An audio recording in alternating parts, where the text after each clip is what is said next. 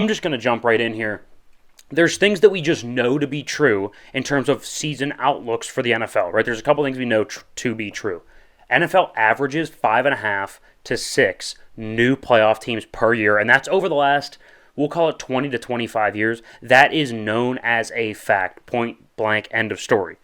Couple of things. There's also going to be a riser that goes from either third or fourth in the division to first or second and vying for a playoff spot, a team we didn't expect. For example, the Texans last year would be a good example of that.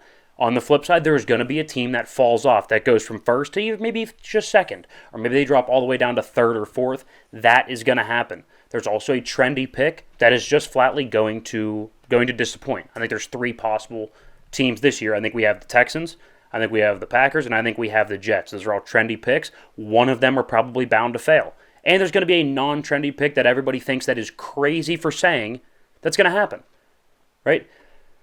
To say that Jordan Love would suck for the first half of the year and then end up being really good and lead them to a playoff thumping of Dallas in Dallas, right? That would have been a very, very hot take. Everybody would have been very upset with it, and it ended up happening, right? So let's go through what I have as my kind of these benchmarks that these have to happen every year. Let's go ahead and start with the playoff teams. I said 5 new playoff teams. Here's what I would put as my playoff picture. In the AFC, you can see it on the screen if you're watching. The Chiefs would be the number 1 seed for me. I think until I'm proven wrong, I'm just going to assume that Mahomes and Andy Reid get it right. I would then go Ravens, Texans, Bills as the rest of my division winners.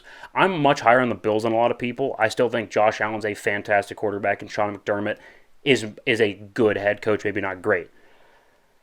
Here's where I would get my 3 new playoff teams. I think there are 3 new wild card teams. I think out are Pittsburgh, Cleveland, and Miami. I would put the Bengals, Chargers, and Jags in respectively 5 through 6. I'm much higher on 5 through 7, I'm sorry. Much higher on Trevor Lawrence than most people. I'm much higher on Jim Harbaugh than most people, succeeding pretty much right away. I don't think they're a Super Bowl contender, but I think they're a very good team. So that would be my AFC.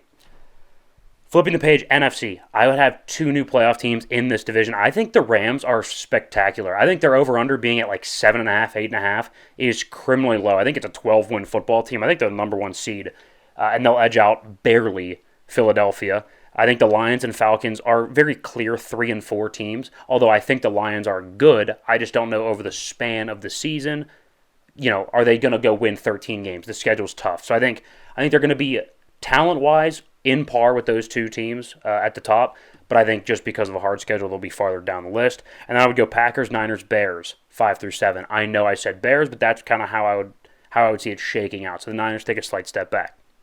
That would give me 5 new playoff teams. Check. Teams that I have falling off a little bit that nobody is really calling. There are some people, but in reality, like ask Vegas, ask a lot of the smarter people, if you want to say. They have this team still being pretty good, and that's the Dallas Cowboys. I have them missing the playoffs. I have them starting 2-9. I'm not a fan of this Dallas football team. I don't think that Dak is very good. I think he's a good. You're right. That's wrong.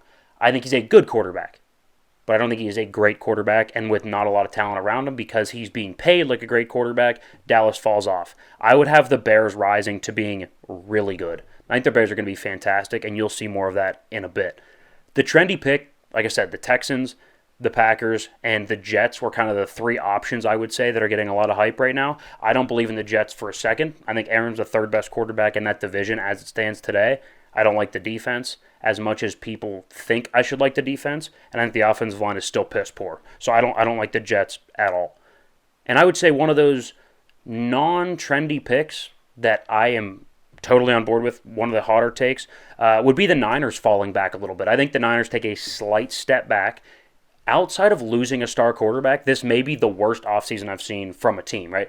Your left tackle, that is easily the most valuable player on your team, isn't there, right? Your best wide receiver wasn't there, just signed a contract, is going to be a little bit behind. Is there still some animosity there? Who knows?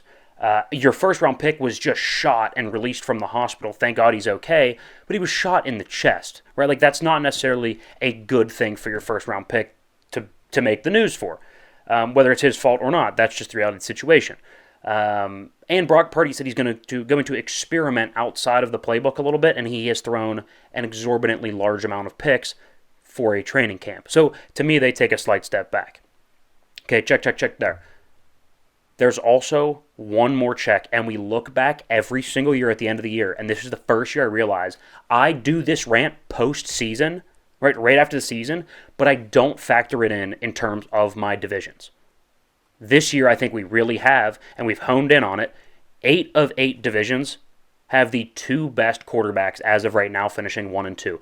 It is almost every year, 6 to 7, sometimes all 8 divisions will have the best 2 quarterbacks at the top of the division. I went back and looked, pretty consensus. You could argue maybe one of them, but 8 of 8 divisions that have the best 2 quarterbacks finishing 1 and 2 in whatever order you'd like. Like, we can sit here and argue Lamar or Joe Burrow. They're 1 and 2. One of them's going to win. They're neck and neck, right? That is the case in all 8 divisions. There is my playoff picture. There is me checking all the boxes that we know historically work and matter and are repeatable time after time. They are patterns. They are facts. And there's my list. It checks all the boxes. Those are my specific predictions. Oh, that's interesting. The Bears one is really the only one that I would disagree with. And you've hinted at it. You have them going further in the playoffs. Like I have them 100% winning a playoff game. I think we'll see this here in a little bit. I think they win 2 playoff games. Okay.